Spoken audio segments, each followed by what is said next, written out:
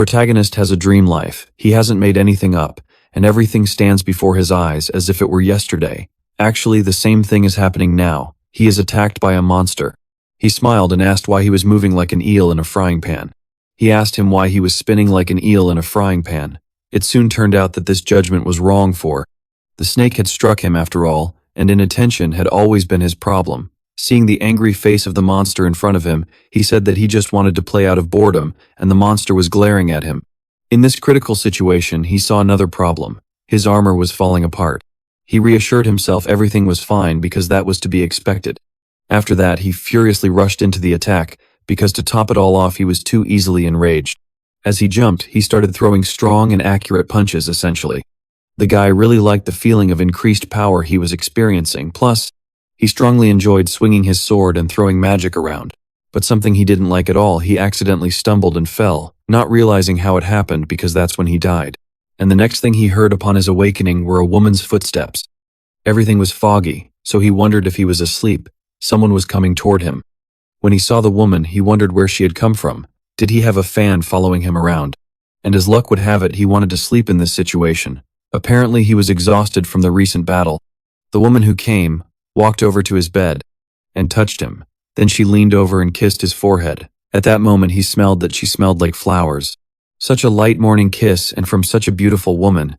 Just lovely. Then he wondered, had she really been around all this time, admiring only him? He soon realized he couldn't hold back any longer and wanted something more with her. He rose to kiss her, and soon realized it was just an illusion. He was actually in some other body, apparently an infant body. Realizing what had happened, he couldn't believe it, so as a baby should, he immediately started crying. The woman next to him called him Arl, thinking he was just hungry. But that wasn't what made the protagonist cry at all. He realized he was reborn again. However, he couldn't believe it. Most likely he had really died in his past life, but he didn't understand exactly how it had happened. As his new mother carried him to his crib, he thought about the fact that unlike other people, he was reborn every time he died. And it just goes on and on and on. This is his 100th rebirth. If memory serves him correctly, he can say that his first life was spent in Korea, that life was hell, endless interviews, job, and searches, monotonous routine. And in the end, this dreary life ended with an equally dreary finale. When it was abruptly and tragically cut short, he was reborn for the first time. When he woke up, he was surprised to find himself in the body of a baby, and in a completely unfamiliar family of foreigners. Since then he has been reborn again and again. Moreover, he has traveled to different worlds and eras, but the scenario of his life only repeated itself time after time. He doesn't have much to brag about. He's just used to the state of affairs and went with the flow. Thus, rebirths after death became something quite ordinary for him. But now he was really wondering where had he been thrown this time. Looking around, he decided that, judging by the interior, he was somewhere in the Middle Ages. But hardly being back on Earth is illogical for a rebirth, so he's probably in some other world. Though, come to think of it, other worlds are even more to his liking. They are usually much more comfortable due to their technology and level of service. And now it seems he was really lucky. He was born rich, perhaps even into a family of aristocrats. There are even maids here, which is nice, so he must be from some kind of noble family. That in itself is a big deal, and his mom also seems to love him.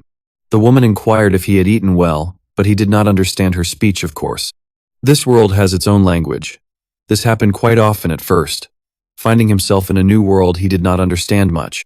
But his new mom's warm and gentle hand and her loving gaze spoke for themselves. She really loves him, and it's obvious during his rebirths the hero has changed hundreds of mothers, and can say for sure many of them give birth to children simply out of a sense of duty. As bitter as it sounds, there were times when he was abandoned immediately after birth, or forced to work off the life given to him. But he has a good feeling about this life. While he was pondering this, his mother was approached by someone calling her Miss Liana. It was the maid who said that if the mistress was tired, she could leave the prince in her care. This information greatly surprised the protagonist. It turns out he is a prince.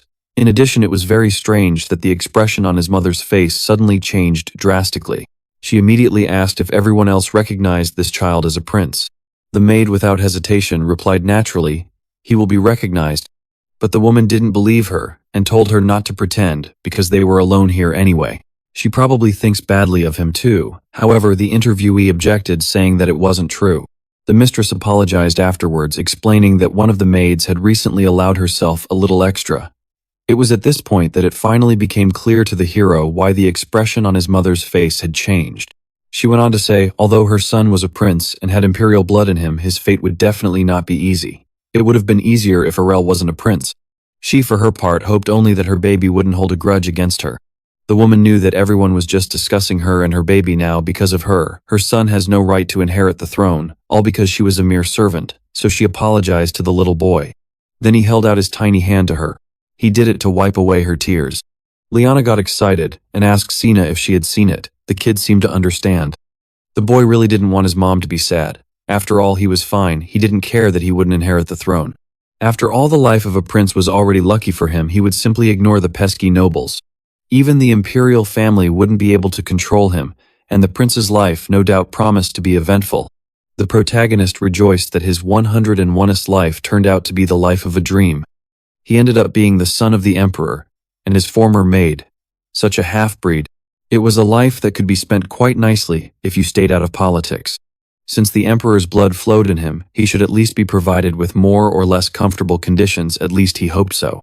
Joyful. Because of this, he laughed, drawing attention to himself. Lafanu was happy that her baby was so happy and carefree for now. But if only she had the power to shield him, then things would be so much better. Arl thought she was right. After all, strength really couldn't hurt anyone. After all, any native of the nobility must be able to stand up for himself, so we'll have to learn. He's used to it, though. The lack of the right to the throne is weakness, and no one needs a weak man. If you are weak, no one will even stand up for you, most likely. On the contrary, they will look for a way to get rid of you. But his new mom really has nothing to worry about. Her son has lived many warrior lives. 3 months have passed since the protagonist appeared in this world. All this time he slept, carefree, enjoying his new life. His mom was next to him. She looked at him and said, smiling, that he was an angel when he slept. He also really liked the beautiful color of his hair. Soon the maid informed the mistress that the carriage was ready. Then Liana said she would be out soon. Before doing so, she kissed the baby and said she would be back soon, so let him not miss her without her. Then, as she said, went to the carriage. Left alone, the hero wondered what kind of beautiful dream he had. While he was pondering this, he involuntarily made a sound. This made him wary, hoping that the nanny wasn't running to him yet, because he doesn't get a second's peace. Since he is a child, everyone is just watching him. The hyper-parenting was making him very tired. Since he was alone, he thought it was worth checking something out. His future depends on it. He hoped that the imperial blood contained at least some ancestral power. If so, he needs to learn how to use it. Remembering his past life, the guy decided he needed to focus. He knew very well that in this world, the strongest ruled. If a man was strong, no one would dare to oppose him. At least he could utilize the experience of the previous 100 lives. Even in the body of a child, he could accumulate inner strength. And so he found out that the power was available here. Then, for example, he could already try to use the Hongan Shan techniques from his 30th life. That being said, it was also worth trying to train Sionchonji and Honganji at the same time. Even in a child's body, he thought that these techniques would work for him. No one would even think that a child at such a young age could practice. If everything goes according to plan, by the time he is 10 years old, his inner strength will increase many times over, and by the time he is 20, he will become indestructible. First, he needs to focus on his own energy, as best he can. That way Errol can train anywhere, even at the babysitter's neck. And now he felt the necessary flow of energy throughout his body, so he decided to speed up to unite this flow and bring it together. He was even beginning to feel the power in his hands. But soon my head began to split. So he made the decision to release all of his stored energy, and he did. Hearing some strange noise, the maid immediately ran into the room. She was worried if the prince was all right. However, seeing him just lying peacefully in his crib, calmed down a bit, although the guy was pretty tired and thought he needed a break. Finding nothing strange, Sina decided that perhaps his diaper was just wet. Errol, at that moment, only wished she would go away and not touch him at all. Even from a slight touch, all the stored energy could simply disappear. So he was literally mentally begging her to do nothing. The maid only sniffed to see if the diapers were okay. Turns out they were fine. So she decided that perhaps the prince was just having a nightmare, after which she left him alone again. This was just what Arl had been waiting for. Now his energy was at its maximum. All he had to do was keep it up, and that was it. Soon there was a problem. He started to get feverish. The hero only hoped that the infant's body could withstand it. Though I guess it's better to die than to live like this in the body of a weak infant. You need to build up more energy as soon as possible to cope with this condition. He realized that it was necessary to pull himself together, for it was all for his well-being. Suddenly, a strange sound came from the young prince's room again. The maid came running to him again. What she saw really struck her. The young gentleman was covered in sweat, but it was unclear why after all he had just slept. I should probably prepare a tub of herbs and bathe him. Having made that decision, she left the room once more. And the hero as usual stopped pretending happy that it worked. Soon he was already changed into clean clothes. This cheered him up so much that he started laughing joyfully like a real baby. Sina said he's feeling great, which means he's just doing great. It was so great to see the boy smiling carefree at her. Errol mentally thanked the gods that the babysitter hadn't noticed anything. Using the mana concentration technique, he could easily accumulate mana in his body, and he didn't even have to do anything. He got stronger just by eating or sleeping. He feels thrilled knowing that in just 3 years he'll be stronger than most adults. By the time he's 10, his power will be unmatched, and the thought makes him really happy. As Chaina holds him, she hears a strange noise for Yum above, but gets distracted by Errol's cheerful expression. Meanwhile, Errol is already imagining the life ahead of him, powerful, respected, and living like a king. He can't wait for that future to arrive. It's been only 5 months since Errol was born, but thanks to his mana absorption technique, his physical strength and inner energy are leagues ahead of any baby his age. Crawling on the floor, he doesn't stop pushing himself, knowing he's on track to surpass everyone soon, just as he's focused on his training. Lady Rafana walks in and carries him up off the carpet. She brings him a toy he wasn't expecting, and for a moment his eyes are glued to it. Seeing her disappointment when he hesitates, Errol quickly starts playing with the toy, pretending to have a blast. Inside, though, he feels secondhand embarrassment for very obvious reasons. Still, Lady Rafana and Shayna laugh at how happy he looks, talking about how handsome and perfect he is. Errol secretly loves the praise, but knows it's mostly thanks to his mother's good looks. Even so, he decides to embrace these moments of being the fun baby, knowing this time won't last forever. The baby protagonist suddenly shows them that he isn't happy, and Chaina can't figure out what he wants at first. But all he really wants is food. He starts to cry as he tries to make it obvious. Finally, Chaina guesses right and gives him some milk. While he is busy drinking, the adults start talking about money. They talk about how the funds for the house are running low since yesterday. Even though Errol needs proper food as a prince, there just isn't enough money. The mansion's budget has been cut hard this year, and even raising one child is becoming a struggle. This is quite odd for a royal family. Errol overheard the maids talk about this before. They say his mother, Lady Rafana, will have to eat less to save money for everyone else. If she doesn't, nobody will make it through the season. Errol can't believe it and thinks it has to be a joke, but his mother stays positive, saying it doesn't matter if she doesn't survive as long as others can. Hearing this makes A upset. How can they treat his mother like this? She isn't powerful or important in the eyes of the nobles, but she's still his mom. Even though she gave birth to a prince, neither of them have any real status or protection. He starts to understand why she is always going out in the carriage. She's been trying to meet the king, but it seems like she keeps failing. Errol thinks it's cruel. Even if the king doesn't care about her, she is still the mother of his child. How can he let others treat her so badly?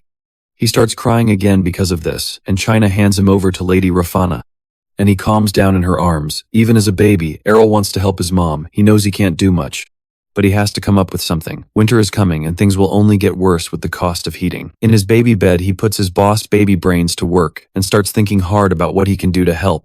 Then suddenly he gets an idea. As Errol stares at the charcoal in the fireplace, he suddenly remembers that charcoals are made out of carbon, and jewels like diamonds are made of carbon as well, and his brilliant mind sees a way to solve their money problem. If he can turn charcoal into a diamond, he could change everything. Even though he's dying to jump out of the crib and get started, he knows his tiny baby body isn't strong enough yet. Instead, he decides to use his mana to float himself out safely. Nobody else knows that charcoal could be this useful, but to Arl, it's like finding treasure. So he immediately pushes away his self-praise and gets to work while the rest of the house is asleep. Errol focuses his mana, combining it with heat to put pressure on the charcoal. He pours every ounce of energy into compressing it, repeating enchanting spells to keep himself going. The process is tough and the pressure pushes Errol back, but he stays focused, refusing to give up. He keeps thinking about his mother's happiness when she sees what he's made. Just as he thinks about her, a sudden burst of energy causes soot to explode out of the chimney. Errol moves over to the fireplace, digging through the mess, until he finally finds it, a sparkling diamond he created with his own power. The diamond's beauty leaves him speechless. Now he just needs to figure out how to give it to his mother without making her suspicious. Feeling satisfied, he rests until morning. When Shauna greets him the next day, She's shocked to find Errol walking around outside his crib covered in ash and soot. She picks him up, confused about how he managed to escape. She assumes he must have been playing all night, but the mess in the room makes her pass. The floor, the fireplace, and the carpet are all filthy. And China wonders if the house has always been this chaotic or if something strange happened during the night. She tells our boy not to touch the floor, but he doesn't seem to care. He quickly comes up with a plan and puts the jewel in his mouth. Chain notices something strange in his mouth and asks him to spit it out. She pinches his cheeks, and a diamond falls out. She gets very surprised and asks where he got it and if it was from the floor. Shayna, who looks after the palace treasury, says nothing is missing and that the diamond isn't even listed. So she hugs, saying it seems like he wanted to give it to her. Errol smiles and agrees with a feeling that his mom would probably like it too. Later, wagons pull up at the palace, filling up the empty kitchen storage with food and firewood. Thanks to the diamond, they now have 5 years' worth of supplies. Lady Rafa worries about who the diamond might belong to, but Shainana assures her that it's fine since the castle was abandoned for nearly 100 years before Lady Rafana took over. She also adds that it could be a blessing meant for Prince Errol. Lady Rafa isn't sure, but she sure feels thankful for the resources. Errol holds onto his mom's dress, thinking she just needs to hang in there until he grows up. He dreams of a future where she doesn't have to struggle anymore. As he clings to her, she promises to make sure the king knows he has a son named Errol. That winter, the fireplace keeps burning, and the palace's finances finally get back on track. The changes are obvious around the palace. One day, while Lady Rafa is eating, she notices the meal is way too much for her and asks about the servants. China assures her everything is fine since Anna, who had quit, is back, and the servants are being treated better now. But what stands out the most to Prince Aurel is how his mom isn't looking sad anymore. As he watches her, he thinks she looks prettiest when she smiles. Even though it's the coldest winter ever, it feels warmer to him because things are stable and his mom is happy. A year passes, and China and Lady Rafana are busy deciding what Prince Aurel should wear. They make him try on a bunch of outfits before picking a fancy one. Errol can't figure out why they're making such a big deal about his clothes. Feeling tired, he lies down on the floor and starts whining, surprising both his mom and Chain. Chain quickly figures out he needs to rest and tucks him into his crib. Then she says that Prince Errol is going to be officially recognized as part of the royal family. Errol, confused, wonders what she means by recognized. Lady Rafana is happy. Arl has grown up without any issues and wonders if the king will show up for his birthday. China reassures her, saying the king is just waiting for the right time since bad things often happen to newborns. Errol overhears them talking and realizes all this fuss is for his birthday. Lady Rafana says not everyone might like the banquet, but it's the perfect chance to officially announce that Errol has royal blood. She's glad the Ernisia royal family rules apply to him too. Errol notices how excited his mom seems and figures it's because of the banquet. Then it hits him. If there's a banquet, the nobles and other royals will be there, and he might finally get to meet the king. The banquet for Prince Errol kicks off that night with a grand feast and an over-the-top party that clearly cost quite more than a fortune. Prince Errol is kind of thrilled to see the lavish decorations, the food, and the fancy outfits the kingdom homie is wearing. Everything feels like a dream to him. Lady Rafa picks him up and asks if he's amazed. Errol thinks this whole thing is definitely a new experience. China points out that it's probably the first time he's seen so many people in one place, and Lady Rafa reminds him that he's the star tonight, giving him a kiss on the cheek. Errol catches the judgmental stares from the nobles and overhears their whispers about him and his mother. But he doesn't let it bother him. His focus is on one thing. Meeting his father, King Tyrrell of Ornesia. Errol burns with frustration, thinking about how the king has never cared about their lives. He decides this banquet is the perfect chance to make sure the king notices him. The atmosphere changes as the royal family of walk in, officially starting the banquet. Errol figures this must be the queen and her family. He can feel their strong presence as they approach. His eyes lock onto the queen, her children, his half-siblings, and the eldest son who stands out the most. There's also a girl acting dramatic, like she's in her own fantasy world. Aurel mentally notes that he needs to learn more about each of them, but they walk right past and completely ignore his mother. Lady Rafa notices the commotion might be overwhelming for Errol and tries to comfort him. Even though Errol knows she's probably struggling herself, she still manages to make him laugh, easing the tension. Meanwhile, the crowd is fixated on the queen, admiring her beauty. Errol notices a sudden change in his mother's expression. It had been calm, but now something has unsettled her. He looks around and sees why. The king, his majesty, finally enters, radiating an intimidating energy that makes Errol freeze. For a moment, he can't tell if his father is looking at him or his mom. He thinks it's unlucky that being reborn doesn't come with the ability to read minds. Imagine how great it would be if he could figure out what everyone else is thinking. After a while, people start giving him gifts and congratulating him, acting like it's such a big deal to see him. But when it's the imperial family's turn, their attitude toward him and his mom is clear. They don't hide their real feelings. And their behavior hits him hard. He wants to jump out of his mom's arms and properly go after that woman. How dare she treat him and his mom like they don't even matter? She clearly doesn't see them as people. Looking around, he realizes everyone here is just as fake and rotten. For a moment, he thinks about shouting and calling them all out. But he doesn't want to make his mom feel embarrassed. He decides to play along and act nice because that's what people expect. Hypocrisy is normal here, unfortunately. All he wants is to leave before he falls asleep in his mom's arms. Just as he's about to drift off, he notices a young girl nearby. She's probably one of the king's concubine's daughters. She seems too young for all this drama, but her presence stands out. Thankfully, some of the mistresses have already left. When the banquet finally ends, he and his mom sigh in relief at the same time. But the night isn't over yet. The queen herself approaches them. She makes it clear that getting near them isn't hard thanks to her son, the heir to the throne, who is always close by. Errol can't tell if she's bragging about her son or just trying to rub it in. Either way, it's exactly the kind of thing he expects from her. The queen goes on to say how sweet Errol is and how much he resembles his mom, but Ariel isn't buying it. He's sure she has something to do with their struggles. After all, someone has to be behind the drastic cuts to their castle's finances. The knights had been turned into lumberjacks just to gather firewood, and Errol's clothes look like they've been pieced together from scraps by the servants. Meanwhile, the queen wishes him a long life and other formal niceties. But as she leaves, she smirks, leaving a sour impression. Then something unexpected happens. Lady Rafana spots the king himself. He asks if she is getting used to the castle. And she gives a polite but not entirely truthful answer, which doesn't surprise Errol. All he wants is for the king to give them the support they need and act like a proper father. Errol starts crying loudly, which makes the king take notice and ask to hold him. It's the first time the king has seen Errol in a year. As he holds him, the king seems kind of confused. Most of his kids cry non-stop when they see him. But Errol just smiles. Errol thinks it would be funny if his charming baby smile could leave the king stunned. The king seems to start liking him a little bit, amused that Errol isn't scared of him. He even says something about raising him in the future, but Errol isn't interested in staying still. He makes gestures signaling for the king to put him down. The king assumes Errol wants to walk, but Lady Rafana quickly says he can't walk yet since he's only a year old.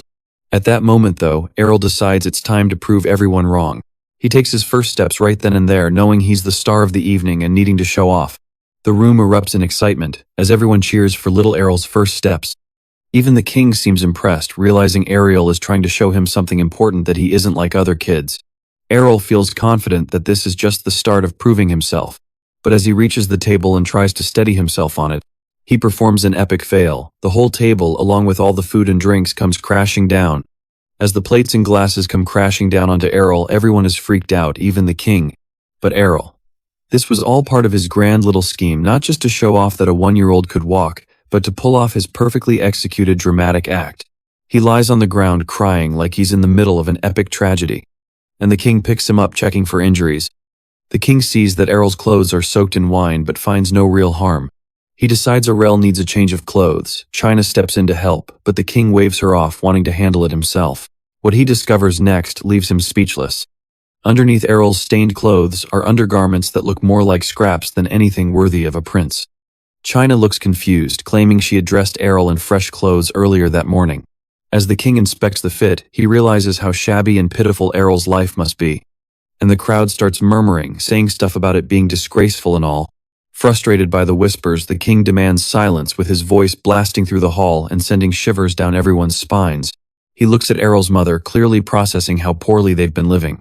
Meanwhile, Errol is feeling quite relieved. His plan worked perfectly. His clothes might have been ruined, but they had told the story he wanted. In reality, Errol had been busy that morning. While China was getting him dressed, he used all his tiny strength to stretch and tear at the cloth, making it look as raggedy as possible. It wasn't hard, and with a little magic, he gave his outfit the extra touch of poverty he needed to make his statement. If he were older and stronger, he wouldn't have needed to rely on magic, but it worked anyway. The king finally asks Lady Rafana to explain how things got this bad. How could they fail so much at maintaining their status? But seeing how distressed she is, he doesn't press her for answers. Instead, he turns to one of his officials. and asks how funds are distributed for the concubines' castles. The king is disappointed because as far as he remembers, he'd given clear orders for the budget to be shared equally. Everything was supposed to be running smoothly. So why at this event of all places does it look like they've been forgotten? The king can't understand what's going on. He demands the report immediately, wasting no time. Watching all of this, Errol realizes his father is serious about figuring things out, and he's eager to see the numbers in that report. Lady Rafana, Errol's mother, wants to smooth things over, claiming it must be some mistake, and asks for her son back. But Errol knows this is their one big chance. While everyone panics and the king's secretary pulls up to deliver the documents, the entire room holds its breath, knowing things are about to get heated. When the king looks at the report, he's quite stunned. He can't believe what his eyes are seeing, so he uses his power to set the papers ablaze right there, which shocks Errol. Errol hadn't imagined his father could be so clueless about what's been going on. The truth is, it's obviously all the queen's doing. The king calls to his queen, demanding to know if she was aware of the situation. The queen tries to play it cool, pretending to be just as shocked as everyone else. But the king ain't having it. His intimidating presence grows as he reminds her that managing the budget is entirely her responsibility. Seeing what's up, the eldest son decides to use his perfect timing to pull up and defend his mama. He isn't about to let his mother face this alone and wants to share his own opinion right then and there. The prince tries to explain that this is some big old mix-up because he's sure his mom wouldn't do something like this. But the king gets even angrier, saying it doesn't matter because a leader is always responsible for their team's mistakes, and thanks to her carelessness, his little brother ended up hungry and without clothes. The older son looks at our hero with these super guilty eyes, which just makes the situation even more awkward. It's clear he's nothing like his dad, who's strong and commanding, or his mom, who's smart and sneaky. The king turns to the eldest son and asks if he's seriously saying his mom had nothing to do with this. Then, without waiting for an answer, he tells his queen how disappointed he is in her. Lady Rafana, trying to defend the queen, keeps saying it's not her fault, instead it's hers, and that she messed up. The king, totally confused, now wonders what she's even talking about. He tells her that just being the mother of his kid should be enough to prove her place in the family. She looks a little embarrassed, and the king gently touches her hand, reminding her to know her role and act accordingly.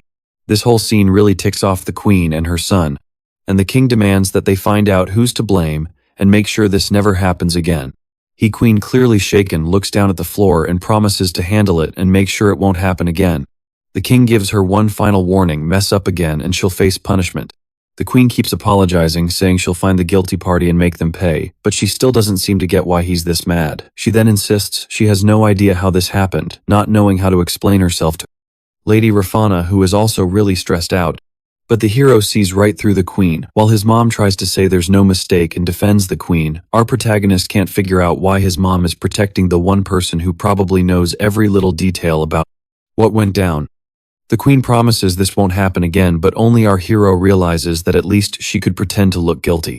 Instead, she just scares everyone with her power. With that, the hero's birthday ends and somehow the financial mess is fixed. Later on, it's announced that the queen didn't even have a hand in sorting it out. The culprit is quickly found, a family of low-ranking nobles. They're blamed for everything and without much fuss executed on the spot with a guillotine. The palace servants gossip about how the aristocrats even confessed to the crime, but no one can figure out where they'd spend such a massive amount of money. Everyone seems relieved. The issue is resolved. Except for our baby boy. He can tell the real mastermind has gotten away tangent-free. The case is closed, but to the hero, it's totally unfair. He makes up his mind. When he grows up, he'll teach everyone a lesson. But for now, being a baby with a small body means his main focus is food. So his only response is to cry.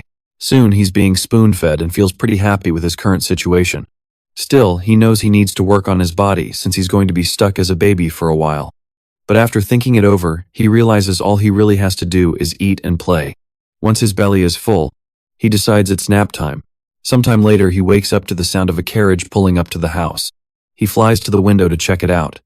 While his babysitter snoozes, he sees a group of people step out, and soon after, 3 of them enter his room. His mom, an adult, and a child. The hero suddenly remembers the babysitter. If she wakes up, his powers will be exposed, so he flies back to her and starts pinching her cheeks to wake her up. The adults immediately walk in just in time to see this, and his mom immediately yells at him to stop tormenting the poor nanny. The nanny notices another mistress has arrived and greets her right away. Our hero spots the newcomer too. The newly arrived mistress quickly says there's no need to apologize because she didn't warn anyone about her visit. Our hero realizes this is Finalia, another concubine. Everyone starts saying how they would have welcomed her properly if they knew she was coming. But Finalia says she needs to talk to our hero's mother alone. Our hero's mother can't figure out why Finalia wants to see her but assumes it must be serious. While waiting for the serious talk, she ends up choking on her tea. Finalia, looking genuinely regretful, apologizes for her behavior at Prince Errol's birthday banquet. She explains her family once played a big role in winning battles on the continent and were well known, but those glory days are over. Now they're struggling because no sons have been born in the family lately and their reputation has faded. On top of that, rumors say they've been low on money for years. Our hero's mother asks if Finalia is here because of her family's problems. Finalia admits they're deeply in debt. She also recalls being pressured by the queen, which probably added to their financial mess. Finalia pulls out a bag of money, admitting it's not enough to fix things, but says she feels really bad about everything. She admits our hero's mother probably hates her and her family. Just then the door opens and Finalia's daughter quietly appears in the room. It becomes clear Finalia only wants to shield her child from getting tangled up in conflicts with the imperial family. The mistress calmly says she's fine and doesn't need anything, insisting that Finalia isn't at fault for any of this. Finalia asks her not to pity her, but the mistress says she doesn't feel pity. She's just being straightforward. She points out that there's no reason for them to turn against each other now. The mistress makes it clear she understands the situation and doesn't hold any grudges against Finalia's family. She gives the bag of money back, saying that it would be better spent on something nice for Finalia's little daughter. She says she understands why Finalia's family has been trying to manage their palace expenses. Then she casually brings up some shocking news. E believes the reason behind all of this is that she serves Queen. This revelation leaves our boy stunned, and suddenly it all makes sense to him on why his mother is so disliked by others. He starts walking around his room thinking about how hard his mother's life must be. China notices he's upset and doesn't know how to calm him down. She asks if he's okay, and he quickly fakes a smile to stop her from worrying. He knows he needs to pull himself together. China just assumes he's just being stupid moody, and goes off to do some exercises with Princess Kenya. With everyone distracted, our boy decides to sneakily listen in on the conversation between his mother and Finalia again. This time, his mother is talking about how she can't escape the queen's oppression. She explains that her main goal is to protect Errol while he's still young and to stop anyone from hurting their family further. Her tone is more serious and determined than it's ever been. Lady Rafa wants to get closer to Miss Finalia, but it's clear she has more on her mind than just being friendly. Finalia sees this, but respects Rafa's determination and agrees. They both figure they can rely on each other when things get tough. Meanwhile, Prince Errol is deep in thought, realizing his mother is fully aware of what's really up between the queen and the concubines, which involves both him and her, but he also wonders what her next move would be. While Errol is lost in thought, a girl suddenly shows up near him and he has no clue how she got there. He silently begs the universe to keep her away, but instead she crawls into his bed and starts squishing his cheeks, saying she finds him adorable. She treats him like a squishy toy, and even starts moving his crib around like it's a game. Our boy wishes that someone, even if it's Truck, would rescue him from this chaos. Then comes a cat. And at first it seems like the cat thinks Errol is cute too. Errol knows there's no escaping now. The nanny says that the princess might visit. Of course the princess is eager to come over, and Errol realizes he's on his own with no escape in sight. Time flies, and before long Errol is almost 3 years old. Life feels like it's moving way too fast as usual. He can't believe how quickly he's growing up, and starts thinking about how much more he has to learn before adulthood. He remembers bits of his previous life and wonders if he'll ever get a chance to relive anything like that. Suddenly, the princess walks into his room. She rushes toward him, but Errol decides to lay a little hide and seek. Unfortunately, she finds him in no time and he's frustrated and feeling down, but the princess just wants to play hide and seek. Before Aurel could refuse, she's already running off to find a bigger spot to play. They end up outside, and it's clear the princess has been visiting a lot since Finalia came over with help from the nanny, of course. Errol doesn't mind too much because it seems like these visits are building a strong bond. Even though Errol is still small, Kenya believes he's already someone who can be looked after, but she also says that when Errol grows up, it'll be his turn to take care of her instead. The princess makes Errol promise he'll come as soon as possible, but the little prince can't figure out why she's so fixated on him. Before he can think too much about it, Kenya says that she adores him. She says playing with him is way more fun than with the others. He's clearly the best choice. Errol laughs, thinking she'll probably regret saying that when she gets older. Kenya carries him up immediately, saying it's time to play, and insists on carrying him to their spot. Problem is Errol feels like he's about to suffocate from her overly enthusiastic help. He silently begs for rescue. And just then, a maid steps in saying that Errol must be uncomfortable being carried like that. She scolds Kenya, saying that even as a princess, she shouldn't carry heavy things yet since she's still a child herself. Errol feels real relief. He's finally saved.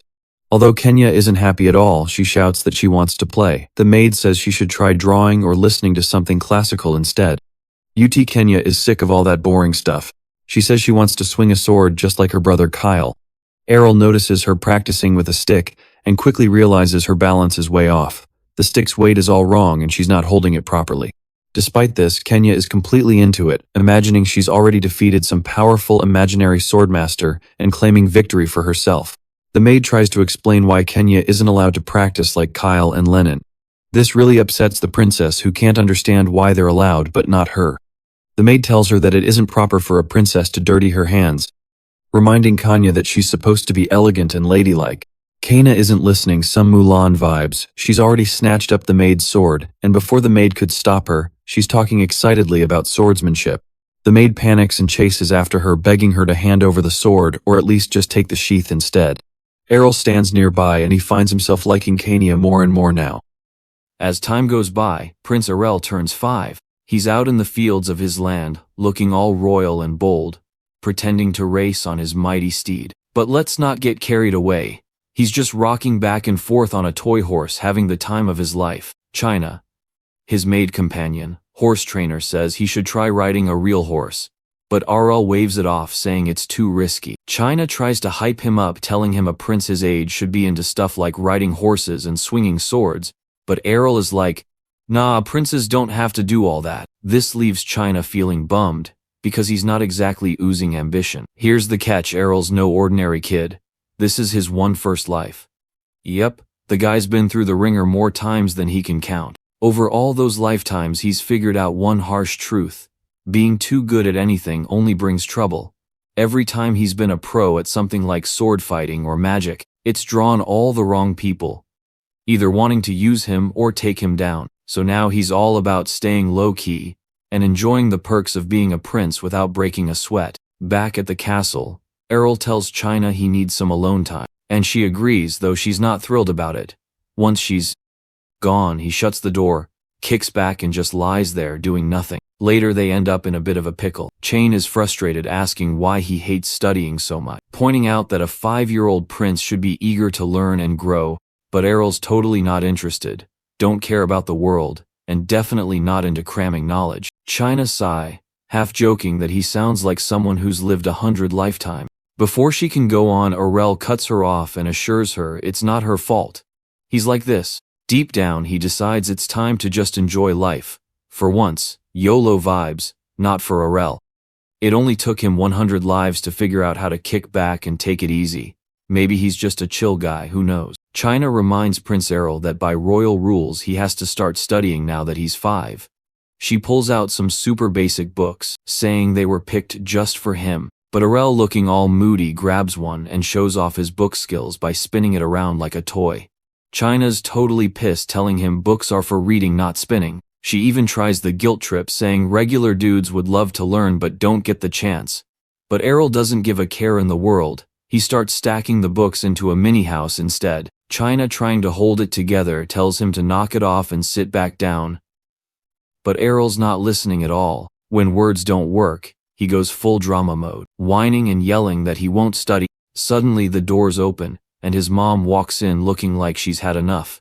And let's be real, nothing stops spoiled brats faster than a mom's "I'm going to kill you" stare. Under her watch, Errol drags himself to the library and starts studying, though not without some complaints. Even while pretending to study, Errol's thinking about how ridiculous this all is. He knows that if his parents really cared about him learning, they'd make sure he was protected. But in his world, being good at anything is just asking for trouble. The more talent a kid like him shows, the more dangerous life gets for him and everyone around him.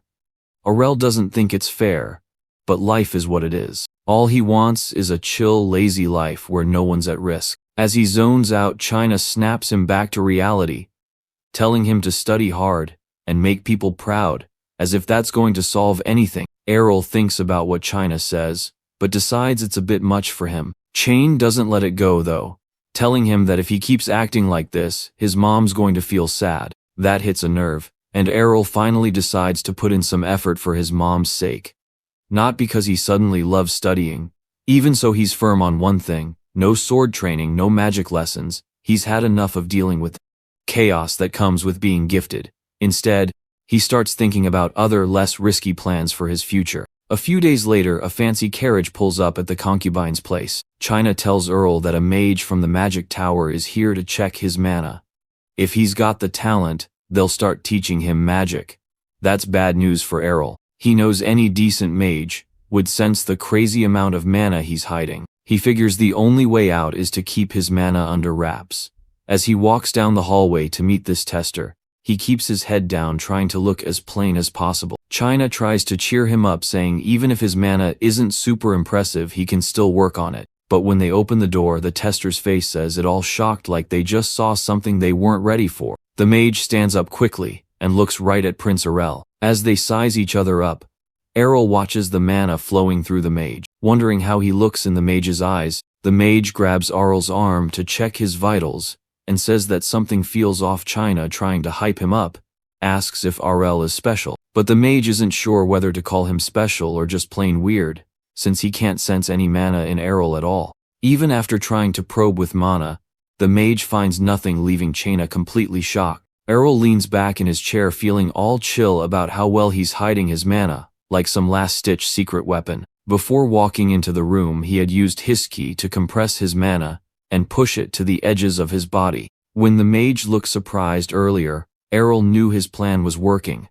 The idea of someone from a royal bloodline having no mana didn't make any sense, and Errol had totally thrown him off. The mage tells Lady Rafana that Errol has no potential for magic, leaving her confused.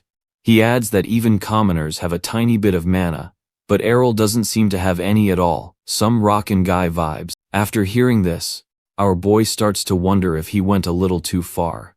Lady Rafana looks crushed, realizing her son might not have what it takes to become a mage. But this is exactly what Errol wants. He's playing the long game, making everyone think he's totally useless with mana. As he sits there pretending to sulk, he knows this is just the start of his act. The next day, Errol meets his new swordsmanship trainer, a young knight named Landfill Tagaron. Errol takes one look at him and silently judges him as boring and weak, not even close to his level. In his past life, Errol had fought monsters and survived brutal battles, so this guy doesn't impress him. Still, Errol decides to play along, agreeing to train and encouraging both of them to grow stronger together, even if he's not expecting much. Errol secretly thinks this whole training thing is more for Landfill's sake than his own. He's definitely not interested in doing anything too hard, like his sister Kenya, who walks around wearing weights to get stronger. So many Rock Lee references in this. The dude explains that intense training like that is a tradition for the Kinchester family, but Errol says it sounds like something martial artists would do, not royalty. When Errol asks about the plan, the swordsman dude explains that swordsmanship isn't just about strength, it's also about balance and flexibility. To prove his point about flexibility, Landfill flexes on them kids, showing off some fancy sword moves, and suggests starting with simple exercises like balancing on logs.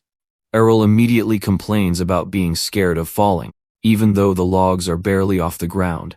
But Landfill assures him that even if he does kaplunk, it won't hurt. Errol then asks what he's supposed to do since he's afraid of heights. Next, they move on to flexibility training. Landfill assumes Errol would have no problem since he's still a kid, but Errol shocks him by struggling to even touch his toes. The swordsman dude doesn't give up. He decides it's time to practice with wooden swords. He explains how to use centrifugal force to swing properly. Errol gives it a try, but his grip is so bad the sword goes flying. Landfill looks stunned as Errol completely messes up the exercise. Roll, pretending to be crushed, tells Landfill he's hopeless at swordsmanship, but Landfill encourages him, saying it's only his first try, and he'll get better with practice. Handing him another sword, they continue the session. The whole time Errol is very aware of someone watching him. His clumsy performance is all part of his plan to spread rumors about how bad he is, making sure word gets around the city. Rumors are flying among the nobles that Prince Errol is even worse off than commoners. When it comes to mana, People are saying he's failed at every kind of training, and he's so clumsy he could trip over nothing while some find it hilarious. It's not doing Ariel any favors.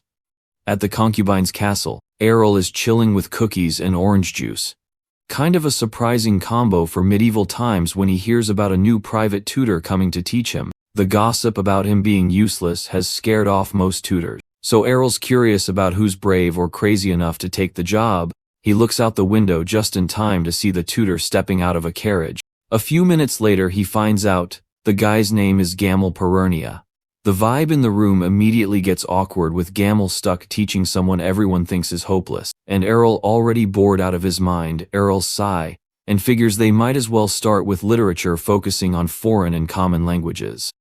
Gamel piles up books in front of him and says basic grammar should only take a day to learn. But since Errol's reputation is so bad, Gamel gives him a few days instead, acting like it's no big deal if he can't get it right. This annoys Errol, so he promises to give it his best shot. Gamel keeps talking, saying, bad grades don't always mean someone isn't trying. Sometimes it's just how the brain works. He basically says, it's not Aile's fault, but the backhanded compliment feels worse than outright criticism. Errol starts feeling the weight of people looking down on him. Sure, he wanted everyone to stop expecting so much from him, but he hadn't expected their pity to sting so much. Late at night, Errol goes ninja mode and sneaks into the library feeling himself about his top-tier language skills. Thanks to hundreds of past lives, he's been fluent in multiple languages since he was a toddler. As he walks through the library, he wonders if he should let everyone know just how much of a genius he really is. He focuses mana in his hands and starts searching for books on vocabulary and grammar, using magic to pull them off the shelves as he walks by. Because he's too midgety to reach. He doesn't stop there though. He grabs books in foreign languages too, trying to know even more than he already does. With everything neatly stacked on a table, he gets to work, flipping open a book. Errol thinks about how all languages follow the same basic rules. He's lived 100 lives, and in every one of them, he's been busy learning. That night starts studying hard, very much determined to show off just how smart he is. The next day, a few days later, Gamble pulls up saying his jokes have gone too far, and asking if he really understands the common language. Errol sighs and says he's not lying, even trying to prove it by reading something. Gamble feels like he might have just memorized some passages, but Errol says to him that even memorizing a whole language would be impressive, considering how tricky the kingdom's official language is compared to others. Gamble challenges him to pick a random book and read it. He points out that even the smartest kids need to be at least 12 to handle basic reading, and Errol's only 5. Errol immediately grabs a book and reads it flawlessly, leaving Gamble in total shock. Gamble is quite overwhelmed, and even starts tearing up, calling Errol's talent extraordinary. After all, when a student excels, it makes the teacher look good too. You know, Errol tells his teacher that he should feel lucky to have such a genius for a student. Fired up. Loads. Gamble jumps into the day's lesson, ready to teach his brilliant people. By the next night, the rumors about Errol take a wild turn where people used to mock him for being clumsy and useless with a sword. Now they're all hyped about how he mastered the common language in just 2 days. Rumors start flying here and there about how Errol can solve math problems in his head like it's nothing. And just like that, the legend of a genius Errol is born. But where did these stories come from? Turns out down at a local tavern, someone's been spilling the tea, or beer rather. Gamble Errol's tutor is sitting there a little too tipsy, bragging to anyone who will listen about how he always saw the prince's potential when everyone else didn't. Going on and on about how hidden talents just need the right teacher, aka him, to shine. Before long, word about Errol's smarts makes its way to the king. The king is pretty amazed, and talks with Lady Rafana about how their son might have struggled with all the sword and magic stuff, because it just wasn't his thing. Lady Rafana apologizes for causing any worry, but thinks that as his mom she should have realized how special he was sooner. The king, seeing her concern, reassures her. They share one of those heartfelt and very cultured moments that would make the queen need eye bleach. And he tells her he's sure their son will grow up to do amazing things. Meanwhile, our boy is out here eavesdropping on the whole conversation, thinking to himself that, yeah, he'll do just enough to keep the king impressed, pick a good spot in life and have some fun while he's at it. And so Errol kicks off his 101st life, this time as a brainiac prince. A few days later, he notices more guards hanging around outside the concubine's castle. It doesn't take long for him to figure out that since he can't fight or use magic, the king probably sent them to keep him safe. Errol feels a little proud, guessing the king's in a pretty good mood. But then some loud sound behind him grabs his attention. China has dropped off a massive chest, and his mom explains it's a gift from the king. Errol immediately opens it and finds it stuffed with gold coins, shiny jewels, and all kinds of treasures. He's digging through something catches his eye, a unique L-looking necklace. China asks if it's the priciest thing in the chest, but Errol decides it's not about the cost. This necklace is the coolest thing in there by far. Errol puts on the necklace and says it gives you big brain time and also helps you think faster while keeping you from getting tired. China is super impressed, thinking it's all because of how hard Errol's been studying ladle, but he just makes it look like it's no big deal. The truth is, while the necklace looks pretty basic to everyone else, Errol can see the mana triggering gadget hidden inside the jewel. Not that he needs it, but his inner chi does way more. As he does stuff with the necklace, he starts thinking about Kenya, who's been working out like crazy for her sword training, and is now seriously ripped. He asks his mom if he can give the necklace to Kenya, and she gently pats his head and says that since it's a gift from the king, giving it as a present would probably make the king happy too. She then asks what Errol likes about Kenya. He says it's her strength, which makes all the maids burst into a mad laughter. That day, the whole concubine's castle is booming with joy, knowing that Errol is not only recognized, but also favored by the king. The young knight even brags about it to his fellow guards, reminding them to take pride in being part of the concubine's castle. A few days later, Errol is sitting in the dining hall with China. She tells him all the desserts he requested are ready, and asks what he thinks of them. Errol tries one after another but isn't happy with any of them. He's annoyed, and keeps searching for something better. China encourages him to slow down and enjoy the treats, asking if they taste good. Errol, frustrated, says none of them are sweet enough because they're all missing what he's looking for. China, confused, says these desserts were made by the best chefs, and offers to bring one over to fix the problem. That's when Errol has a light bulb moment. What he needs isn't a chef. He asks for an alchemist instead, which just surprises and confuses China. Prince Errol starts spacing out, thinking about Coca-Cola and snacks from his old life, practically drooling, just imagining the taste. He figures he'll need an alchemist to recreate cola, but that's easier said than done. China's super confused about why he'd want an alchemist. Asks him what's going on. Errol freezes, realizing she must have heard him daydreaming out loud. He thinks about explaining, but quickly decides it'll sound way too weird, especially since he's only 5. Instead, he starts putting together the problem. The kingdom doesn't have the right seasonings or fancy techniques needed to make something like cola. The more he thinks about it, the more he realizes how tricky it'll be. Making cola isn't just mixing stuff together, it needs all these extra steps he can't even do yet. Feeling bummed, he starts fantasizing about the fizzy sweet drink again. But then he snaps out of it and reminds himself that he's supposed to be a genius scholar. If anyone can figure it out, it's him. He suddenly jumps up and bolts out of the room. China stares after him, completely lost, and asks where he's off to. He yells back that he's going to study, leaving her scratching her head, wondering if she even heard him right. Errol, meanwhile, is sprinting through the castle, laser focused on one thing: chemistry. He knows cooking and chemistry go hand in hand, so he's convinced alchemy is the key to cracking the cola code, no matter how tough it'll be. Fast forward 3 years. Now, 8 years old. Prince Errol is running a meeting, sitting at the head of a big table. They're talking about building new bridges in areas where merchants travel a lot. One of the supervisors asks what he thinks about the plans. Errol checks out the blueprints, compliments how impressive they look, and then casually asks who designed them. When a supervisor proudly claims credit, Errol's expression changes. He threatens to fire the guy if he ever shows up with another useless design. The room dead, silent. Prince Errol points out a few problems in the bridge design, saying that while it might work for now, it'll be a disaster when snow piles up in the winter. The weight would crush the wooden parts underneath because the designers cared more about making it look fancy than keeping it safe. Our boy makes it clear that while the kingdom should look impressive, safety has to come first. He demands they redo the design, and then moves on to the next blueprint. With his crazy amount of knowledge, Errol's workload is kind of shooting through the roof. The so-called experts in the room can't hold a candle to him. But they've decided to trust this 8-year-old genius anyway. Our boy feels a little bad for them, but he knows he's got no choice.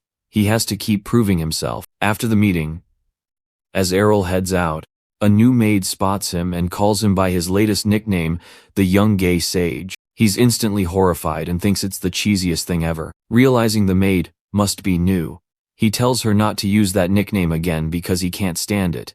She promises to remember, but as he walks off she almost messes up and says it again.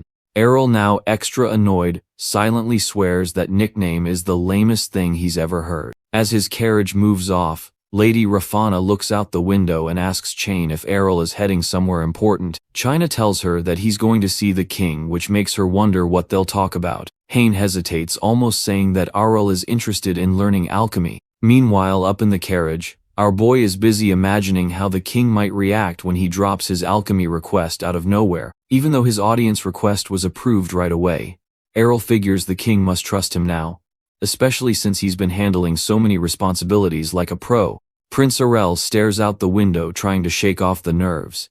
Even after living through 100 lives, the king's aura still feels overwhelming. He keeps reminding himself to stay calm and not mess up when it's time to talk. When the king asks why he wants to learn alchemy, Errol explains it's because he wants to help the kingdom and the king more. Since he's no good with swords or magic, all he can do is gain knowledge and put it to use. The king listens carefully, impressed by how thoughtful Errol is, and agrees to his request. He promises to connect Errol with some reliable alchemists, and even asks if there's anything else he needs. Errol politely says he'll ask later if something comes up. As the king smiles warmly, Errol feels pretty chill, knowing his plan worked perfectly. Word spreads fast, and soon all the best alchemists in the kingdom show up, eager to prove themselves and maybe earn some recognition. It's no surprise when Demon Ranchet gets picked. He's known for creating these crazy reflective mirrors that bounce sunlight super far, which he installed on the Western Fortress to keep invaders away. A few days later, Errol meets Demon in the garden of the concubine's castle. Demon casually compliments the beauty of the garden, but Errol is more focused on him. Based on his legendary reputation, Errol expected some old wise-looking alchemist, but Demon turns out to look surprisingly young. Noticing the confusion, Demon explains that his hair turned white years ago after a little accident with toxic fumes. Our boy realizes that Demon almost lost his life while learning. Demon, staying calm, warns Errol to be ready for the risks if anything happens to the our boy during experiments. Demon for sure knows he'll be held responsible, maybe even with his own life, or worse. Demon explains that alchemy is way harder and more dangerous than Errol probably thinks. He even points out how young Errol is. But before he can finish, our boy cuts him off. He tells him that he knows what he's getting into. Alchemy isn't magic, it's science. And he's not chasing silly dreams like turning rocks into marshmallows or going miracle mode by turning into wine. What he really wants is practical tech methods to clean iron ores and create stronger metals for the kingdom. Demon is blown away by Errol's ambition and sharp thinking. He feels this kid is destined to lead the kingdom of someday. After being inspired by Errol's speech, he kneels before our boy, telling him that although his skills are lacking, he'll teach him everything that he knows. A few days pass since alchemy class kicks off, and Prince Errol is deep in his studies when Demon suddenly asks if he's done this alchemy stuff. Before Errol gets caught off guard, thinking maybe he's been showing off too much, but he quickly changes the subject, saying he just read about it in a book. Demon seems cool with that and even says Errol matches the rumors he's heard. Errol feels relief because of his genius scholar act is working. The two of them end up grinding all day every day from sunrise to sunset. As they dig into their research, Errol figures out that you can harden iron by throwing in some eggshells or bone ash. He shares this discovery with Demon, and they keep making progress. Later on, Errol learns how to extract lead and other stuff. He also notices that aside from some special metals and medicines in this world, everything else is pretty much the same as what he remembers from his past lives. He talks about how lucky it is that the rules haven't changed. Demon hears him and asks what he meant, but Errol tells him that he was just talking to himself. With everything going according to plan, Errol sends a letter to the king asking for more alchemists. The king doesn't waste time and agrees, telling his men to gather the best alchemists in the kingdom. But there's a teensy tiny problem. One of the king's advisors kind of hesitates, 'cause he's worrying about complaints over the budget. But the king shuts that off immediately. He trusts Errol's work will be worth it, and good for the kingdom. Meanwhile, back in the kingdom, Errol says he's going to create a carbonated drink, a soda. The alchemists are surprised and ask if he's seriously planning to make food. Our boy happily says that's exactly what he's doing. He starts explaining some basics, but before he could get too far, the alchemists start feeling disappointed. They came here hoping to achieve big things and bring honor to their families, only to end up making snacks. One alchemist even complains about giving up his cushy huge professor job at the Alchemy Academy, just to get turned into chef's apprentice. To calm them down, our boy promises they'll be well paid no matter how things turn out. That does the trick, and the alchemists start tossing around ideas. First, they figure they need carbonated water, which naturally exists in some parts of the kingdom and can be brought in pretty fast. Our boy notices these guys aren't exactly driven by passion. They're just happy, as long as they get paid or earn some fame. Still, he knows they'll be useful for speeding up his research. A few days later, wagons loaded with barrels of carbonated water roll in from all over. This makes our boy very happy, and Demon pops open one of the barrels, but the nasty smell makes him cringe, as he asks if they're really supposed to drink this. Errol tells him they need to test if it's drinkable, but after checking the first barrel, he almost gags and decides it's a no-go. The water's an epic fail. He checks the other barrels, and yep, they're all terrible. But our boy doesn't lose his cool. He tells everyone they'll have to make artificial carbonated water instead, causing a buzz among the alchemist homies. He hands out papers with some theories saying that they could crack the problem if they dig into these clues. Seeing how serious this is, Errol reassures them, saying they're the best alchemists around and will figure it out in no time. When he turns to Demon for some backup, his response doesn't exactly scream enthusiasm. These alchemists really are the top-tier brains in Arnesia. Feeling good about things, Errol leaves the room, telling them that messing around with theories and testing stuff should be their happy place, so he won't hover around. Still, he wonders if they can pull this off in just a week, but figures the challenge will only make them work faster. A few days later, Errol is really excited, as he tells the alchemists, this carbonated water will bring energy to the kingdom, and also summon in piles of cash. The alchemists aren't so sure, secretly wondering if it's all dumb hype. But Errol's very surprised when he sees they've already managed to make artificial carbonated water. Our boy grabs a container and is ready to taste it himself. Demon and the others are curious if this stuff will really catch on. The water has a strong kick, but no flavor, so they're skeptical. Errol quickly clears it up, explaining it's not meant to be drunk plain. They'll mix it with fruit juice or alcohol. His original dream was to recreate cola. But since he couldn't get the cola fruit, this fizzy alternative would have to do the job like a substitute teacher. To start, Ariel squeezes up some lemon juice into the fizzy water and takes a little sip. The taste hits just right, like Goldilocks and the Bears kind of right, making it completely perfect. With so much excitement, he passes it around, and as expected, the alchemists love it too. The sour lemon flavor mixed with the bubbly fizz is a total hit, leaving everyone wanting even more. And just like that, our boy's carbonated soda is born. Word of the drink spreads like wildfire, turning it into such a luxury that the people can't get enough of, even outside the borders of Lord Dement the Earl. The Northern Territories can't wrap his head around this soda thing Prince Errol has created. He has to double-check with his servant, who confirms it's all thanks to Errol's lead. The drink has turned into a super fancy luxury item and is making bank for the Arnesia kingdom. There are even wild rumors about carriages stuffed with gold showing up at the concubine's palace every single day. Kicking himself for brushing Errol off on his first birthday and thinking the prince is useless, Lord Dement is full of regret. If only he had backed Errol back then, he could have had a piece of the action. Swearing to never miss out again, he vows to keep a closer eye on things. Fast forward 2 years, and over at the concubine's castle, 16-year-old Princess Kenya is showing off her sword moves. After finishing her routine, she nervously asks 10-year-old Prince Errol for his thoughts. Pausing for a moment, tells her she looks super cool and impressive. Her escort pops up too, saying her swordsmanship is flawless. Errol agrees, thinking she's way more skilled than any boy his age. Kanye gets really happy jumping around and thanking them for their kind words, watching her bounce with excitement. Her escort says they want to take a break, and Errol thinks she looks really cute while being so cheerful. After the training session, Kenya and Errol sit down in the garden for some tea.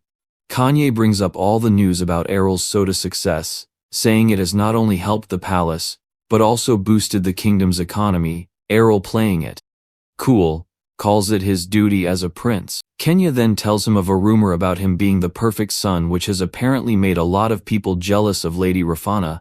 But there's more to this story than just Errol's soda fame. After learning his mom, Rafana comes from a fallen noble family that used to run a small territory and has been living like regular dudes. RL decides to hand over the soda distribution to her family. This turns out to be a genius move, as people aren't just buying a bottle or two, they are lining up to grab crates of soda. The demands are higher than the Grimace shake. Some people are so desperate for the drink that they pay double or even triple the usual price just to get it. On top of soda, Errol also introduces yogurt and another drink to the market, and both become insanely popular. Thanks to all this, Lady Rafana's family goes from being regular nobles to being richer than any merchant in the kingdom. Their house is so packed with gold decorations from the floors to the ceiling that it kind of blinds anyone who tries to walk through it. Rumors are spreading like wildfire, and soon people start comparing Prince Errol's successes to Princess Kenya's efforts. This leaves Kenya super frustrated and upset. She is so annoyed she ends up in tears, begging Oral to tone things down. Oral just laughs at it like it's not a big deal. Trying to change the topic, he offers her some soda and waffles covered in his syrup, assuring her that he can spoil her with the treat. But Kenya isn't interested in snacks. Instead, she whips out her sword and tells him exactly what she thinks his problem is. What good is all that money if he doesn't even know how to fight? As she points her sword right at him, she says that she is going to teach him how to handle a blade. RL, clearly unimpressed, thanks her but says no, explaining he has no interest in being a swordsman in this life. He remembers his past where he had lived the life of a warrior before. But Kenya isn't about to let him off easy. She immediately launches a surprise attack, showing him some sword techniques while pushing him to fight back. RL sigh, realizing it will be faster to just go along with her. He figures if he plays along, it might help her achieve her dream of raising a family full of sword masters. Despite looking really delicate, Kena has a ton of energy and passion, and our boy decides to use his ki bit by bit, brick by brick, deciding to help her reach her goal. A few days later, Errol finds himself riding in a massive carriage on the way to see the king. He admires how huge it is, joking in his mind that it's like riding in a Lamborghini. The attention it gets from people makes him feel like some kind of celebrity, leaning back and relaxing. Errol wonders what the king wants to talk about this time. He suspects it might involve a bonus or some extra allowance as a reward for his achievements. When he arrives, Errol joins the king for lunch. Curious about what's next, he remembers how the quiet used to make him uneasy, but now he is used to it. Sitting alone, he calmly eats his meal, waiting for the king to speak. Lately, he has been visiting the king more often. Just as Errol is about to bite into a cookie, he nearly chokes when the king asks if he has thought about taking on a real government job. After clearing his throat, our boy realizes the moment he has been avoiding has piddled up. The king says it might feel a little early, but no one would oppose if Errol starts working in the government. He then asks what he thinks and if there is any specific job that he might want. Trying to stay composed, Errol tells him that he doesn't have any preferences, though deep down, all he really wants is to relax, eat, and enjoy life. He sips his tea, hoping to not blow it all completely, and tells the king he doesn't see why he should think about work now, especially since he is still busy with science and alchemy. Keeping his poker face, Errol waits as the king sits silently. In his mind, our boy wonders why the king wants him to take on a role when the first prince isn't even involved in government yet. He thinks about the queen and the first prince staying quiet, and how he has always been careful not to cross any lines with them. He also feels lucky that the last big ball has been cancelled thanks to the chaos caused by the freak prince. Ain't no ball like a prince ball. Errol knows being liked by the king is one thing, but being trusted with a big government role is something else entirely. He dislikes gossip and doesn't want to get caught up in any drama with his brothers. Was the king trying to stir up trouble between them on purpose? Errol feels that this might be the case. He thinks about how survival isn't just about being clever or strong in the wild. It applies to royal life too. To sit on the throne, you need the strength and sharp instincts of an eagle. Without that, even all the knowledge from his past lives wouldn't be enough to stay safe. Maybe the king wants a world where only the strongest survive.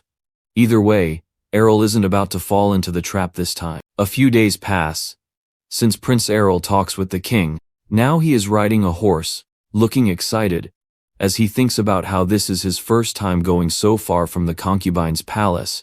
And it's not on a toy horse this time. It's the real thing. The wind hits his face, and he feels free like never before. He thinks he deserves this breath of fresh air. After all the time he spent working hard and staying indoors, he remembers the times he used to explore everywhere, even across worlds, just to find strong people to challenge. But today he's happy just enjoying this horse ride. Then Kenya calls out, telling him to slow down, kind of impressed by how well he rides.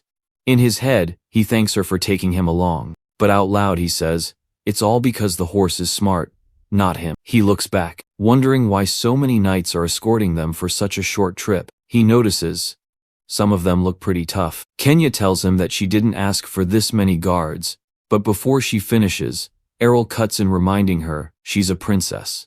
Safety definitely has to come first, even if it means losing a bit of freedom. Suddenly, our boy feels something strange coming from in front of them up ahead. It's like a weird, heavy energy. He stops his horse and wonders if it's some kind of magic. His sister asks why he stopped, and he tells her they should turn back because he thinks there might be monsters in the forest.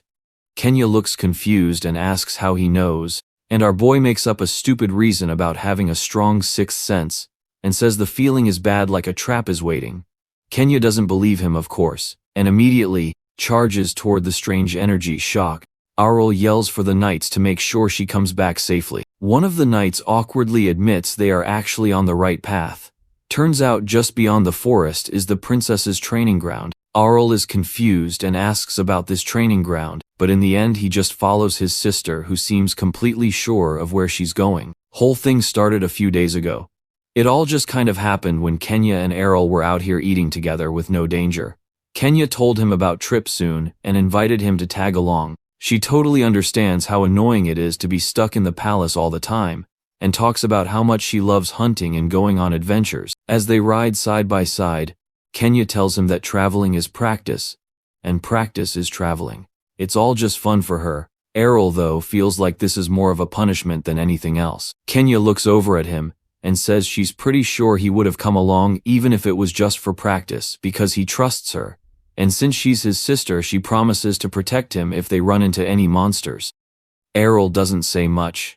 He just smiles, thinking about how awesome she is. Soon they reach the training ground. Errol gets right into planning mode, laying out the strategy. Some troops will lead the monsters to one side. Kenya will break through, and the rest of the team will handle the ones caught in the trap. The goal is to make the best use of their time and energy while letting Kenya show off her skills. The plan kicks off, and the guards round up 20 orcs for Kenya to fight. She grabs her sword, rushes at them, and takes down the first orc with a slash to its neck. She sends another flying with a quick slash. Errol watches, kind of doubting at first that she'd even take one down during her first try, but as he keeps watching, he has to admit she's got serious skills.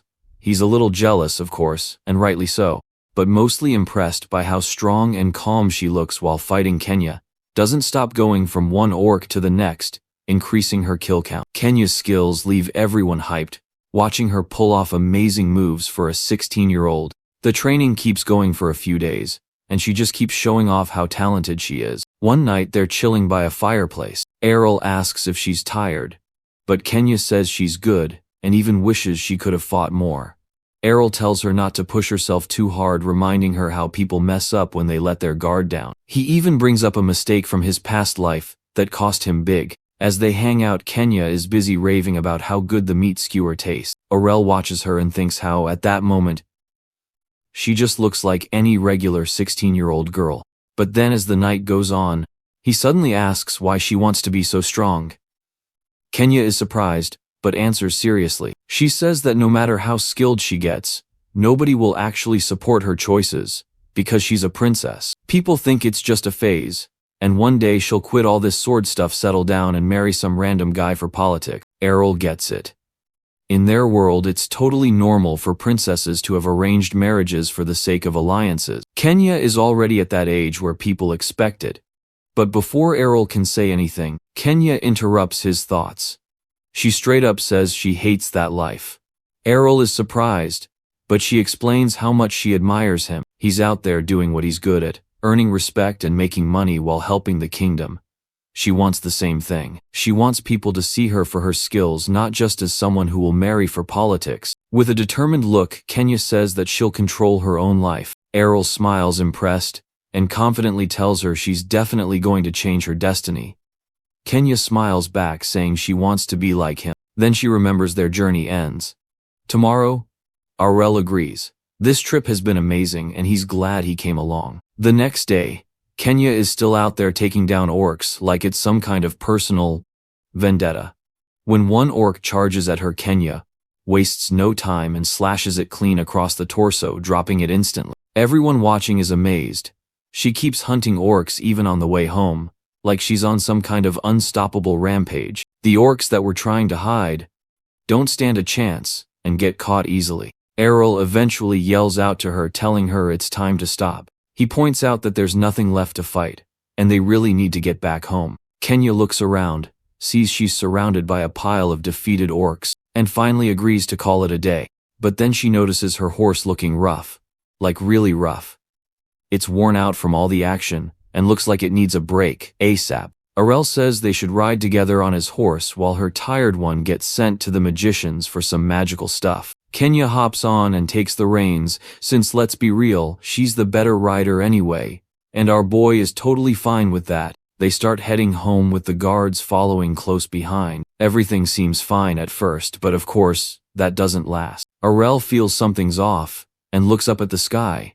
Kenya asks him what's wrong, but he can't explain it, just has a bad feeling. He focuses his ki to try and figure out what's up. Then he spots it. A wyvern. Arel freaks out and quickly grabs the horse, telling Kenya to hang on tight. He's ready to make a run for it. Turning to the guards behind them, he shouts, warning them about the wyvern, and tells them to get into the woods for safety. The guards can't believe it, and think it's nonsense. They picked this spot because the local lord who loves hunting wyverns swore there were none around. Then things go south fast. Someone raises the alarm, and just like that, a massive wyvern dives down, snatches a guard like a toy, and flies off with him. Everyone loses it. People are yelling and running everywhere, completely shocked to see the very monster they thought didn't exist here. Prince Errol keeps it together and takes charge, while Princess Kenya looks back nervously to see what's going on. That's when it hits her. There isn't just one wyvern, there's a whole flock of them.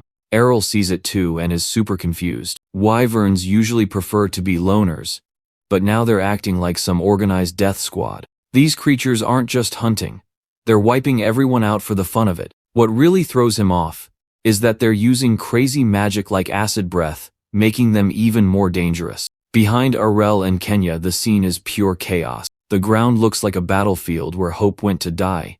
Kenya stares at the guards getting wiped out, but Arel tells her to focus and hold on to him tighter. Right then, one of the wyverns locks onto them and starts chasing, charging up its acid breath to unleash on them. Out of nowhere, a mage steps up and saves the day, blasting the wyvern's attack away with a fireball. The group of magicians at the back jump in to cover Errol and Kenya, throwing spells left and right to clear a path. But Errol knows the truth. They can't just keep running forever. This fight isn't over yet. Wyverns are tough to crack, unless you've got some real magical skills. Anything below class 4 might as well just be throwing rocks at them. The magicians are giving it their all, but it's clear that they're about to hit limit. With 2 wyverns closing in fast, our boy doesn't waste time. He converts his mana into a deadly projectile, call it a spirit bullet or ganjadong sniper, and nails one wyvern right in the head. Then he takes out the other, no sweat, and lets the mages bask in the glory like they did all the work. But out of nowhere, a wyvern crashes down in front of them, cutting off their escape route. Just as things are about to get ugly, Kenya calls out for her mom in a pure panic mode. Her personal guard shows up with Superman's timing, slicing the wyvern clean in half with one swing of her sword. The guard doesn't stick around to celebrate though. She tells our boy and his sis to make a run for it to the woods for safety. Arel feels relief and is impressed by her skills, hoping she might buy them some breathing room. But before he could even relax, he hears a strange voice in his head, almost taunting him. Arel looks around fast, trying to figure out where that creepy vibe is coming from. Then a dark-robed man steps into view, holding some weird stick and laughing like he's auditioning for Evil Villain of the Year. Arel's instincts scream trouble. Well, obviously just as he tries to size the guy up, the mage skips introductions and starts summoning magic like it's about to go down. This catches our boy off guard as he expected an answer, and not for him to whip out the 9 and start blasting. The dark mage launches his attack, but Arel is quick, dodging and shielding Kenya. Sadly, the guards behind them aren't so lucky. Once the magic stops, Arel looks back and sees the guards down with smoke still rising from their lifeless bodies. The dark mage comments on how Kenya dodged the attack, sounding surprised.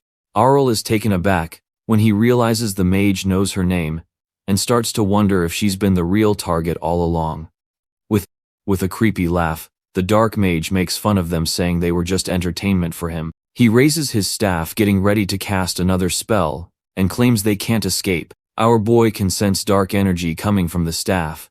Both Kenya and Arel feel uneasy. Kenya looks around and notices something strange happening to the fallen bodies. One of the guards yells that they're moving, and even the wyvern is starting to twitch. Arel realizes they're up against the undead. The dark mage orders the undead to take out Kenya and show the royal family the power of the dark church. But then he pauses, sensing something's wrong, though he can't tell what. Arel won't just stand there while his sister is in danger.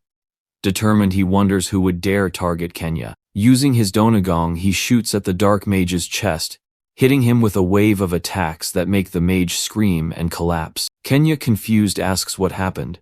Arel explains that the mage probably overloaded himself with magic, causing a backlash. Even though the dark mage is down, the spell on the undead is still active. The guards urge Arel and Kenya to run, promising to take care of the undead. Before they leave, Arel tells the guards he trusts them to finish the fight. As night falls, they flee into the forest and find shelter under a cliff, setting up camp. Kenya is still worried, but Arel reassures her that the undead will be gone soon. Now that the dark mage is defeated, Arel tells Kenya not to worry, saying the guards are on their way and everything will be fine.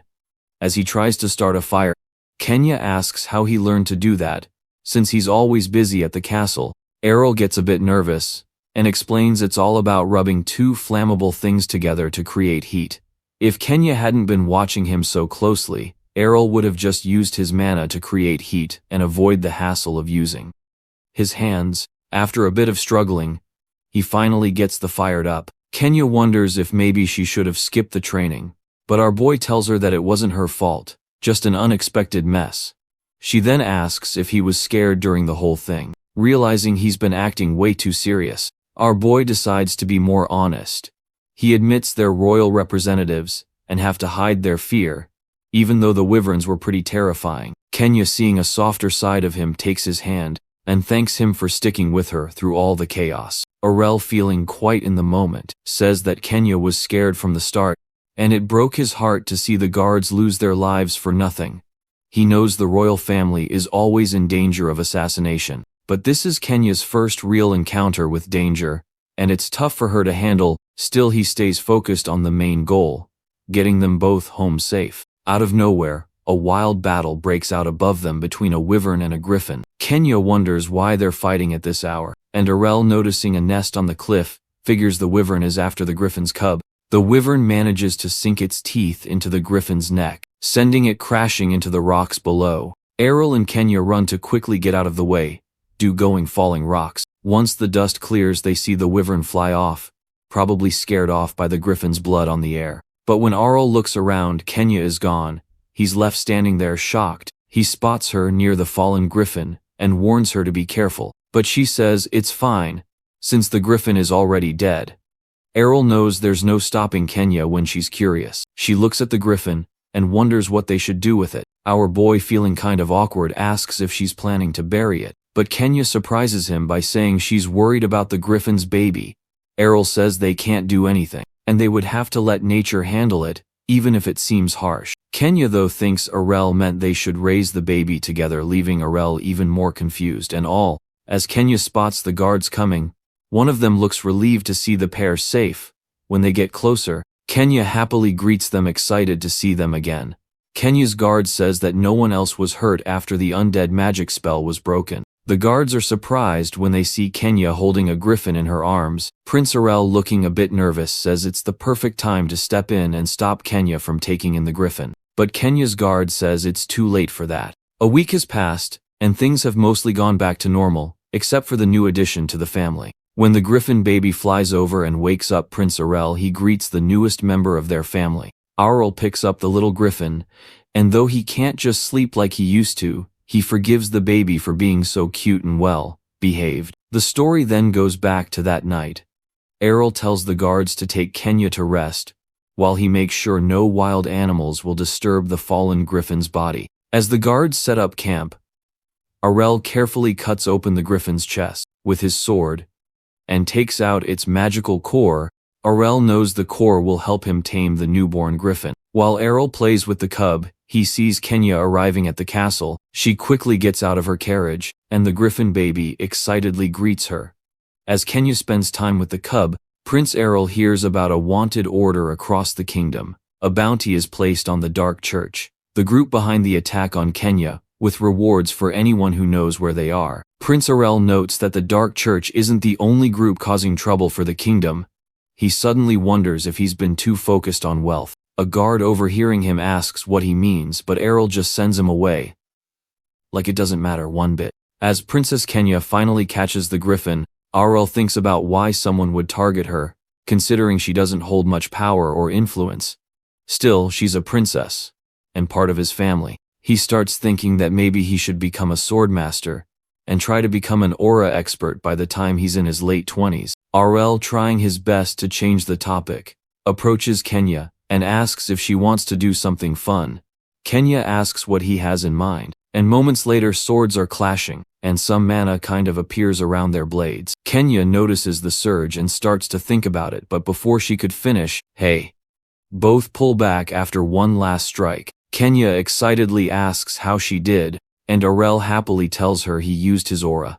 He secretly enjoys how well his plan worked, and how she bought it. She asks him if she could learn it too, and wonders where Errol studied it. He vaguely replies, saying something like that, then explains that using aura mostly relies on the brain. Kenya, a bit discouraged, assumes she can't do it because she's not smart enough. Errol reassures her, saying that's not the case. Kenya jokes that it's just because he's a genius, but Errol explains that she just needs to learn how to control the aura with her brain, and he'll teach her. Excited, Kenya asks if she'll be able to master it quickly. Errol tells Kenya that if she follows his method, she'll master aura quickly. Secretly, he thinks about why her progress is so fast. He's been quietly transferring mana into her. He tells her to focus and follow his guidance. Meanwhile, Kenya's guard eavesdrops on their conversation from behind closed doors. Weeks pass, and whenever Kenya visits Fly, she trains in both swordsmanship and aura. With Errol, Kenya becomes an aura user at an amazing speed. One day, while looking at her sword end, she asks if this is the power of aura. Errol congratulates her, but reminds her that this is just the start of her journey. One unexpected result of their training is that Fly temporarily grows after being exposed to the strong energy from aura practice. Fly rests on Errol's shoulder, and he complains about the griffin's weight, even if it shrinks back down. Errol tells Kenya that mastering aura is only the first step. They need to train harder to control their strength movement and use aura to its fullest. Kenya may even be able to use aura while riding Fly. She laughs at Errol's bold imagination, but he insists he's serious. While petting Fly, Kenya asks if Errol is right. In his mind, Errol believes that day will come soon. Suddenly the door opens, and a voice announces that His Majesty has arrived, surprising both Errol and Kenya. Errol wonders why the king is there, as he should be busy with his preparations in the north, and not just stopping by for a breath of fresh air. The king enters with Lady Rafana. Ndr boy respectfully greets him. The king says that he's heard they've been practicing swordsmanship lately. Errol downplays their training, saying it's been minimal, and that he's mostly been working on experiments and trying to tame the griffin for border defense. The king seems pleased, wanting to see Errol's progress in different areas. Just then, two servants bring in a large chest. They set it down and both Errol and Kenya are surprised by what's inside. With a serious expression, the king tells Errol to try the sword. It's a special weapon made just for him. Lady Rafana protests, saying Errol's too young to use such a sword. But the king laughs, saying he doesn't expect Errol to wield it yet. He just wants Errol to touch it as its owner. Errol casually picks up the sword, shocking everyone. As he holds it, Errol wonders if it's time to take swordsmanship more seriously from now on.